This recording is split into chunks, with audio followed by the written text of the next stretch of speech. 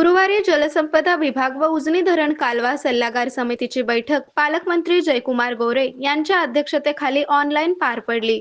यावेळी कृषी मंत्री दत्तात्रय भरणे, माजी मंत्री हर्षवर्धन पाटील, आमदार समाधान आवताडे, आमदार सचिन कल्याण शेट्टी, आमदार सुभाष देशमुख, आमदार अभिजित पाटील, माऊली हळणकर यांच्यासह जिल्ह्यातील आमदार, समितीचे सदस्य आणि जलसंपदा विभागाचे अधिकारी उपस्थित होते। यावेळी मंगळवेढा तालुक्यातील विविध बंधाऱ्यात पाणी सोडण्याची गरज असल्याचा मुद्दा आमदार आवताडे यांनी उपस्थित केला। तसेच उत्तर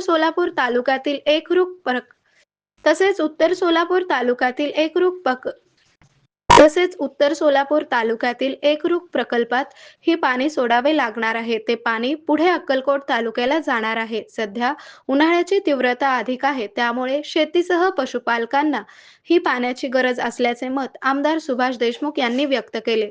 त्यामुळे योग्य नियोजन करून भीमा नदीतून पाणी हिळी बंधाऱ्यापर्यंत सोडण्याची मागणी आमदार सचिन कल्याण शेट्टी यांनी लावून धरली।